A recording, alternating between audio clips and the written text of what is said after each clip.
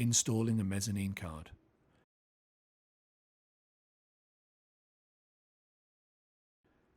Align the replacement mezzanine card over the socket and the guide pins and gently push the card into the socket. Tighten the thumb screws on the mezzanine card. Reinstalling the riser. Align the riser with the pins to the side of the riser socket. Lower the riser down on the pins. Push the latch down until it is flush with the sheet metal on the riser. Close the air duct. Rotate the air duct down to the controller module.